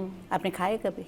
खा के देखिएगा, क्योंकि मुझे लग रहा था कि आपने बिल्कुल, एंड इट्स वेरी, आपके अंडर आर्म से बदबू नहीं आएगी, आपके मुंह से बदबू नहीं आएगी, और it's a good for digestion system. उसके वो अपन वो भी बनाते हैं ना, चीनी डाल के, क्या बनाते हैं उसका? हाँ, गुलकंद उसका। हाँ, वो भी बहुत अच्छे बनते हैं, लेकिन चीनी डाल के उसकी ताकत मर जाती है। अच्छा। तो हम लोग तो क्या करते हैं कि बहुत सारे ताज़े गुलाब 10-20 रुपए के पत्ते ले लेते हैं। आजकल तो 50 से कम नहीं मिलते। ठीक है, तो पहले हर चीज़ महंगी है, बहुत महंगी है।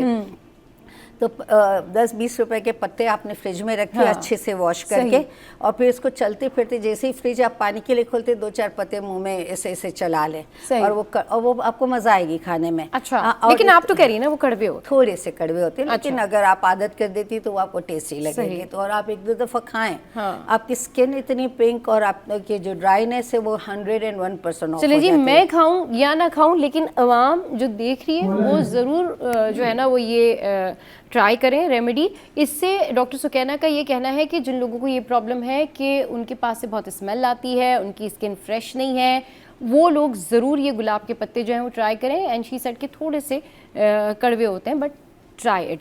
कॉलर ने हमें ज्वाइन किया है। अस्सलाम वालेकुम, कौन बात करी, कहाँ से? वालेकुम अस्सलाम, कैसी हैं? याहिया बात कर रहा हूं। मैं बिल्कुल ठीक ठाक, आप बताएं। भाई देखें, C21 जो है ना, हमें कराची का अपडेट इससे अच्छा कोई भी नहीं रखता। अच्छा जी, ये तो थैंक यू हमारा वेरी मच फेवरेट चैनल है जी। और दोनों मेहमानों को सलाम हो। शाह साहब तो खैर मॉर्निंग शो के में छाए रहते हैं हमेशा, तो कहना है तो भी सलाम हो। मेरा देखिए एक सवाल ये है कि एक तो मेरी स्किन जो है ना जरा हार्ड है, ठीक है, वो हार्ड है, उस पर आम मॉइस्चराइज वगैरह जो चीजें असर नहीं करती, तो मुझे क्या चीज इस्तेमाल करनी चाहिए कि मेरी स्किन ड्राइनेस से बच जाए। दूसरा ये सवाल है कि क्योंकि एलोवेरा के बारे में तो सब लोग बहुत कुछ कहते हैं, लेकिन एलोवेरा का सही इस्तेमाल, जैसे अगर हम रॉ फॉर्म में एलोवेरा काट लें, उसको किस तरह हम खाएं, किस तरह यूज करें और कितनी मिकदार में हमें यूज करना चाहिए, बस मेरा यही सवाल। चलें, thank you so much. Okay जी, थैंक्स फॉर कॉल। शाह भाई, छाए रहते हैं आप मॉर्निंग शो में और आपकी रेमेडीज लोग बहुत पसंद करते हैं। पहले आप जवाब दीजिए, फिर डॉक्टर से कहना सर। देखिए याया के सवाल का कि जो एलोवेरा है वो आप इसे साफ़ करके 1 चम्मच के बराबर 1 टाइम रोज़ाना खाएं। और इसके जो बेनिफिट्स हैं, इसमें विटामिन डी भी है, विटामिन के भी है, ये तमाम जिस्म की दर्दों के लिए भी बहुत बेहतर है और स्किन के लिए भी बहुत बेहतर है, बालों के लिए भी बहुत बेहतर है। तो ये इसके बेनिफिट्स हो गए, जो कि डायबिटिक पेशेंट भी ले सकता है, आम इंसान भी ले सकता है, तमाम उम्र के लोग ले सकते हैं। कोई साइड इफेक्ट वाली बहुत सारे बेनिफिट्स हैं एलोवेरा के, कोई साइड इफेक्ट नहीं है इसका। सही, ये यूज़ कर सकते हैं। जिस तरीके से हार्ड स्किन है इनकी, और जिनकी भी हार्ड स्किन हो या कोई भी चीज़ काम नहीं करे और ड्राइनेस आ रही है, खुश्की आ रही है, एक मैं क्रीम बना के दिखाऊंगा, इससे आप इसे यूज़ कीजिए, अपनी मुश्किल को आसान कीजिए। ये बॉडी की ड्राइनेस को भी ख़त्म करती है और साथ में एड़ियाँ जो फट जाती हैं ये उसको भी ठीक करती है। और इसमें जो सबसे पहली चीज़ लेनी है आपने, ये मोम लेनी है। मोम, ये देखिए आप, मोम, ये मोम है, ये शहद के छत्ते का मोम है। ये वो मोमबत्ती वाला मोम नहीं है। ये पंसारी की दुकान पे मिल जाता है। आपने एक तकरीबन 50 ग्राम का पीस लेके उसे थोड़ा गर्म कर लें। ये घी की तरह पतला हो जाता है और उसे फिर फौरी तौर पे जैसे ही वो पतला हो जाए इसे उतार लें और उसके अंदर जितनी मिकदार आपने, जैसे 50 ग्राम आपने उसको गर्म किया है, तो उसमें 50 ग्राम आप पेट्रोलियम जेली मिला लें आप। अच्छा,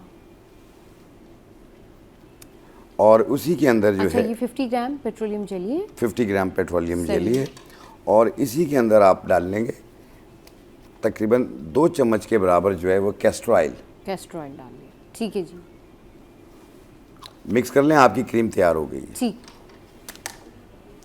ये अब आपने मिक्स कर लेना है। जबरदस्त, इसको ये चम्मच दीजिएगा मुझे, मैं इसका टेक्सचर आपको बताती हूँ।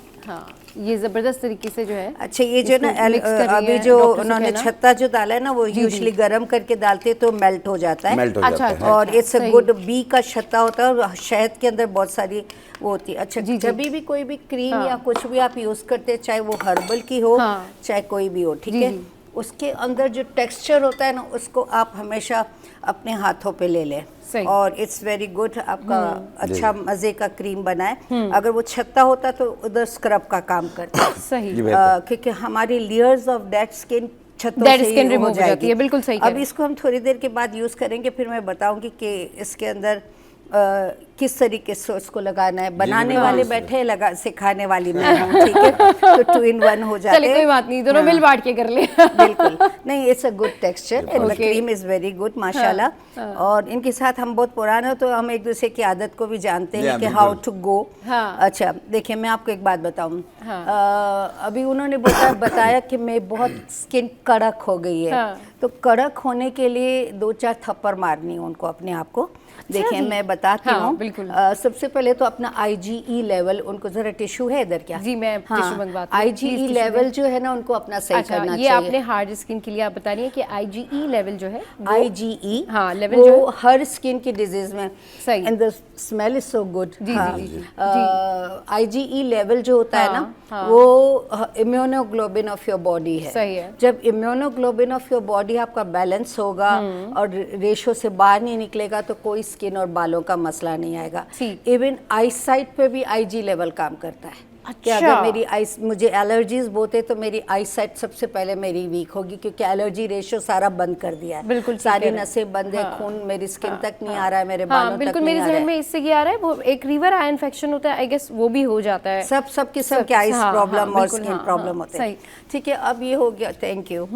देखें तो जरा आगे से बैठे, तो थप्पड़ मारना अपने आप को कैसा होता है वो भी जरा सा सिखा दूं। उसको टैपिंग मसाज बोलते हैं। Basically it's a massage. I am just teaching you the way you go. Like देखिए जैसे अभी मेरी ये स्किन पूरी हार्ड है, ठीक है, अच्छा सारी बदन की स्किन नहीं होगी, कोई कोई पैच होंगे, उधर खून की सर्कुलेशन नहीं है।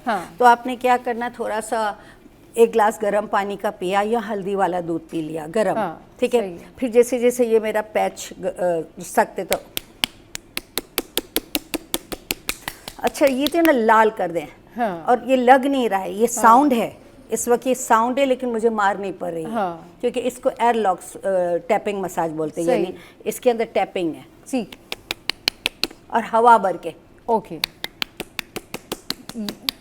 ये जो जिनकी हार्ड स्किन होती है हार्ड उसके लिए, और पूरी बॉडी कभी भी हार्ड नहीं होती। अगर इतनी हार्ड हो गई है तो इनको डॉक्टर्स देखने चाहिए। सही। और प्रॉपरली IG लेवल। और जैसे इन्होंने कहा कि 1 चम्मच जो एलोवेरा खा रहे तो वो खाएं जो हम जैसे रेगुलर लोग हैं जिनको हेल्थ का कोई इशू नहीं अच्छा है। एलोवेरा के हवाले से अभी मैंने थोड़ी देर पहले एक रिसर्च भी शेयर की थी और उसमें ये था कि एलोवेरा को जो है वो सब्र की बूटी भी कहा जाता है। तो ज़रा थोड़ा सा इसको भी एलिब्रेट कीजिएगा, साथ के साथ ये भी जो है वो पता लगे कि जी इसके कितने और मज़ीद फ़ायदे। यहाँ पर वक्त एक ब्रेक का, ब्रेक के बाद वापस आएंगे, फिर डिस्कशन कंटिन्यू करेंगे, हमारे साथ रहिए।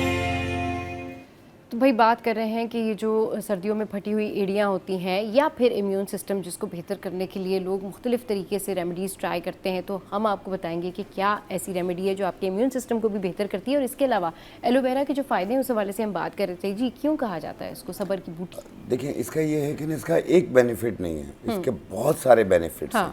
मैंने कहा जैसे बालों के लिए भी बहुत बेहतर है, स्किन के लिए भी बहुत बेहतर है ये। इसे मुख्तलिफ़ किस्म की क्रीम्स में मिला के आप अपने फेस पे, हाथ पाँव पे भी लगा सकते हैं।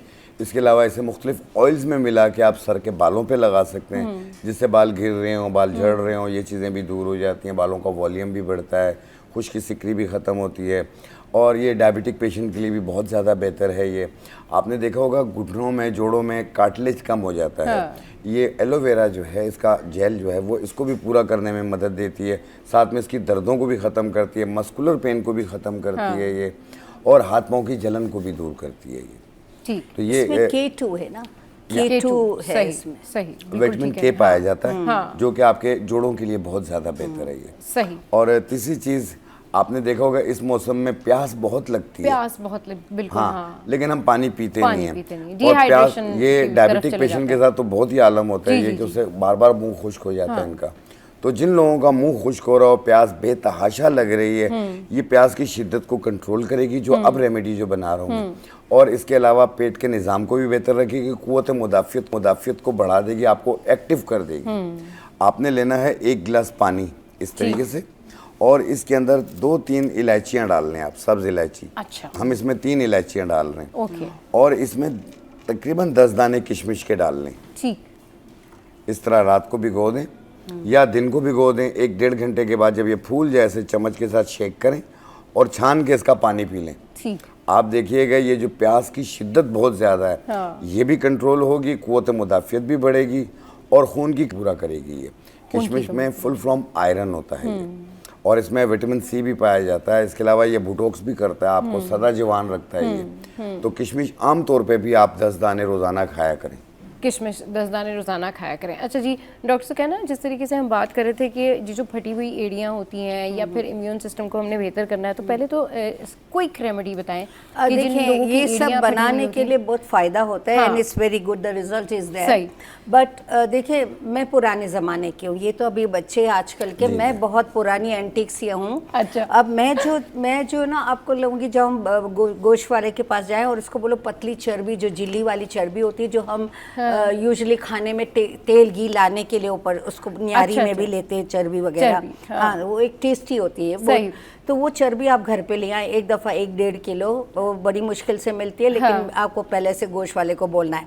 तो वो चर्बी आप घर पे लेके आए, एक स्टील का देगचा लें, उसमें आपने दालचीनी और 2-4 लौंग और इलायची डालें ताकि उसकी स्मेल को कंट्रोल कर सके। अच्छा। और वो चर्बी थोड़े पानी में चढ़ा दें। अब इसके अंदर आपने बहुत सारा एलोवेरा भी डाल दिया, क्योंकि उसका जो जितने भी बैक्टीरिया है उस जो भी आपने चर्बी यूज़ की, वो भी, और आपके पाँव के अंदर के बैक्टीरिया को भी खत्म करता है। सही। तो अभी इसको जो है ना आपने पूरा चढ़ा के वो छोड़, जैसे ना आपने बहुत पका लिया तो ये घी बन जाएगा और वो चर्बी पिघल जाएगी जो आपने छोटे छोटे पीसेस में डाली हुई है। अब इसको नेक्स्ट डे आपने छाननी है, ब्लेंडर में डालनी है, और इसके अंदर 1 चम्मच आपने हल्दी डाली, क्योंकि वो आयुर्वेदिक में हर चीज़ हल्दी से बनती है। 2-4 चम्मच हनी के डाल दिया आपने, ठीक है। ये क्रीम आपने क्या करना है, रात को रोज़ पाँव में लगा देनी, और ऊपर से वो मोज़ा, थैली पहन के मोज़ा पहन लेना है। जी जी। मैं गारंटी नहीं दे रही हूँ, लेकिन ये है कि रिजल्ट देखे है। अच्छा। और फ्लेक्स वाली स्किन, कट्स वाली जो स्किन होती है, इसके लिए ये स्ट्रॉन्ग डोज बनाना है। और ये स्ट्रॉन्ग डोज दूसरे फॉर्म में भी बनता है कि मुझे ना पानी उबालना है, क्योंकि मैं बड़ी सुस्त हूँ, मैं ये कुछ भी नहीं करूँगी। मैंने क्या किया, बाहर से चर्बी लेके आई, तवे पे से ज़रा सा रखा, मामूली सा गर्म हो, पाँव पे लपेट मार के थैली पहन ली और ऊपर से मोज़ा पहन लिया। रात को सो गई, सुबह में मेरे फ्लैक्स जितने भी ऊपर आए थे वो सब खुद ही निकल जाएंगे। हमें वो जो पुराने ज़माने में जो मटके वालों के पास एक जावा मिलता था, वो उसको क्या बोलते हैं, पाँव पे घसने के लिए जो होता है, स्क्रबर। अच्छा। वो मिट्टी का होता है, उसके अंदर वो लोग जो है ना बहुत सारी दांतें डालते हैं। जी जी। उसको वो आप घर में रखें, और बाथरूम में जब भी उस नौबत तक पहुंचने का क्यों। और सबसे बड़ी बात कि सब ख्याल करते हुए भी ये हो जाता, मतलब है IG लेवल, और IG लेवल एलोवेरा से सेट होता है। सही। कंफर्म। सही। ठीक है। उसके 5 क्यूब दिन में 2 से 3 दफ़ा खा लें जब इतनी प्रॉब्लम है। वाटर इनटेक बढ़ाएं, राइस छोड़ दें, क्योंकि राइस आपके जिस्म में जाके पानी सुखा देता है, और इस वेदर में तो राइस को खाना भी नहीं चाहिए, क्योंकि वो खांसी और बलगम की वजह बनता है। ठीक है। अच्छा, हम बात कर रहे थे कि स्किन एलर्जी जो होती है, इसके डिप्रेशन से भी ताल्लुक होता है, आँखें भी कमजोर हो जाती है, ये क्या है, जरा थोड़ा सा देखिए, एक तो मुझे मिरर अच्छा नहीं लग रहा है। हाँ। ठीक है, मेरे ये स्किन बहुत खराब हो रही है, तो पहला डिप्रेशन तो उस मिरर ने मुझे दिया। पहला डिप्रेशन हर किसी को, चाहे वो छोटा बेबी हो चाहे वो बड़ा बेबी हो, ठीक है, मैं भी बड़ा बेबी हूँ। तो हमें मिरर जो है ना, वो अभी मुझे बहुत अच्छी सी बात बोले थे, मैं अभी बताती हूँ, वो भी हंसाया था इन्होंने। तो वो जो आईना सबसे पहला डिप्रेशन है कि माई फेस इज लुकिंग अगली, आई शुड लुक नाइस। ठीक है। 1 अपने अंदर से खाने पीने के चुकंदर, गाजर, एप्पल के जूस पी रहा हूँ। इस वक्त गाजर बहुत टाइट आ रही है और ज़बरदस्त रिजल्ट है उसके। तो चुकंदर, गाजर, एप्पल और अनार। और सबसे सस्ता कैसे होगा, देखिए मैं मदर भी हूँ और मुझे घर भी चलाना है, तो हम क्या करते हैं, रात को देर से जाते बाज़ार। मैं और मेरा ड्राइवर या मेरा बेटा कभी निकल जाते, और जो ठेले वाले होते हैं ना, उनके पास जाते हैं और सस्ता उठा के चले लेकिन डिस्कशन को यहीं से कंटिन्यू करेंगे, लेकिन यहाँ पर वक्त हुआ एक ब्रेक। हमारे साथ रहिए। Welcome back. बात कर रहे हैं जी कि आपकी जो एड़ियाँ फटी हुई होती हैं, ड्राइनेस है, और इम्यूनिटी जो है बहुत कम हो रही होती है, क़ुव्वत मुदाफ़ियत जो है लोगों में बहुत कम हो रही होती है, उसके लिए क्या करना चाहिए? तो शाह भाई, क्या करना चाहिए क़ुव्वत मुदाफ़ियत बढ़ाने के लिए? देखिए, अभी गुड़िया मैंने बताया अभी कि किशमिश और इलायची, इसका पानी पिएं आप देखें क़ुव्वत मुदाफ़ियत वैसे ही बढ़ती जाएगी। दूसरा, ज़हनी स्ट्रेस जब आप कह रही हैं ना आ जाता है, अपने आप को कभी किसी से कम ना समझें। सब अच्छे हैं, सब प्यारे प्यारे हैं, और उसमें ये है कि अपने अंदर एक कॉन्फिडेंस लेकर आए आप। सही। कि जी आई एम अ बेस्ट, मैं बहुत अच्छा हूँ। अगर कोई भी नेगेटिव ख्याल आ रहा है आपके जहन में, तो आप कहें मेरे लिए नहीं है, वो किसी और के लिए। सही। इस तरीके से अपने आप को रिलीज़ करें, पानी का टेक ज़्यादा रखें, वॉक करें, किसी काम में बिजी कर लें अपने आप को, आप बहुत अच्छे होते जाएंगे। अगर आप टेंशन, स्ट्रेस, बहुत सारी चीज़ें अपने ऊपर हैवी कर लेंगे, उससे आपकी स्किन भी डैमेज सही। होगी, आंखों के नीचे डार्क सही। सर्कल्स भी होंगे, चले मेमोरी शाह भी भाई, लॉस होगी। ये रेमेडी अभी पूछते हैं आपसे, इम्यूनिटी के किस तरह बढ़ानी चाहिए, बेहतर करनी चाहिए। कॉलर ने हमें ज्वाइन किया। अस्सलाम वालेकुम, कौन बात करे, कहाँ से? मोहम्मद वली। जी पूछिए, क्या पूछना चाहेंगे? ये मालूम करना चाहूँ मैं, ये मेरी एड़ियाँ बहुत फटती हैं सर्दियों में, जी हाथ भी फटते हैं, एड़ियाँ भी फटती हैं। चलें ठीक है, बिल्कुल आपको बताते हैं। हाथ भी उनके बहुत ज़्यादा ड्राई हो जाते हैं कहते हैं, और एड़ियाँ जो हैं वो भी फटती हैं। नहीं वही जो फटी हुई एड़ियों का इलाज है। अभी बताया है इसका हाँ, कि जो हमने बना के दिखाया, मोम देसी 50 ग्राम, पेट्रोलियम जेली 50 ग्राम और कैस्टर ऑयल 2 चम्मच, ऐसे मिला लें आप इसको और इसका पेस्ट बना लें आप, ठीक है। फिर ये आप अपनी एड़ियों पे भी लगाएं, अपनी एड़ियों पे भी लगाएं, हाथ पाँव पे भी लगाएं, पूरे चेहरे पे भी लगा सकते हैं आप। इसका साइड इफेक्ट कोई नहीं है, टोटल नेचुरल है, कोई केमिकल नहीं है। अभी इनकी जो बात है ना, मैं ज़रा सा सॉरी, ये आप ऊपर का बता रहे, it's very important as well, but like जो भी मेरा प्रॉब्लम है मेरे अंदर से आ रहा है। मेरी कोई स्किन पहले नहीं थी, अचानक ये सब क्योंकि एज लेवल भी आ जाता है, स्ट्रेस लेवल भी आ जाता है, वर्क लेवल भी आ जाता है। तो इधर आपने क्या करना है, घर में एक सुबह सुबह स्टील की देगची में बनाना है, सिल्वर की देगची में नहीं। आपने 1 चमचा सौंफ लिया, 1 चमचा अजवाइन ली, ठीक है। इसके अंदर 1 चमचा हमने वो सफ़ेद ज़ीरा लिया, ठीक है। और 2 चम्मच 4 चम्मच हमने हनी के डाले और लेमन थोड़ा टच किया, और पुदीना ज़रूर डालें अगर फ्रेश है, और छोटा सा टुकड़ा अदरक का छोटे पीस करके डालें। देगचा भर के चढ़ाए, आधा हो जाए तो उसको छोड़ दें और छान के दिन में 3-4 हिस्से करके उसको पी लें। ना गर्म करने की ज़रूरत है, ना कुछ ऐसे गर्म करें तो और अच्छी बात है।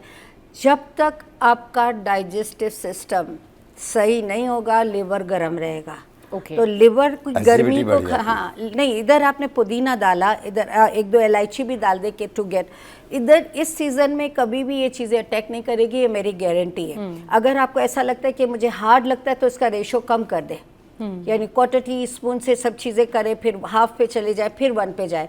जैसे मेरे जैसा बंदा है ना, देगचा भर के सुबह चढ़ाते हैं, हमारे ग्रैंड किड्स भी ये पानी पी रहे होते हैं, और आप यकीन करें कोई हेल्थ इशू नहीं है। हाँ। इसकी वजह ये कि लिवर और डाइजेशन आपका दोस्त है, तो फिर आपकी जो बाहर वाले दुश्मन हो सकते, आप अपने दुश्मन नहीं हो सकते। अच्छा, एक चीज़ और भी बताया था डॉक्टर से कहना, वो जिस तरीके से आप कर रही थी ना, अभी हम लोग ब्रेक में लगे। अगर आप लोग खुद थक जाएं, हाँ, तो अपनी बेगम से भी करवा सकते हैं। घर वाले करवाए ना, नहीं देखिए मेरी बात सुने, सारा दिन आप लोग दिमाग खाते रहते हो, मियाँ लोग जो हुए होते हैं ना, बड़े दिमाग खा रहे होते हैं। हम मर्दों की किस्मत में लिखा घुट घुट के मरना। हाँ तो अच्छा ठीक है ना, कुट कुट के तो आज टांगे में बैठे और दे दरादर बीवी को बोले दे, क्योंकि उसकी बरास भी तो निकलनी चाहिए, वो कहाँ जाए बेचारी।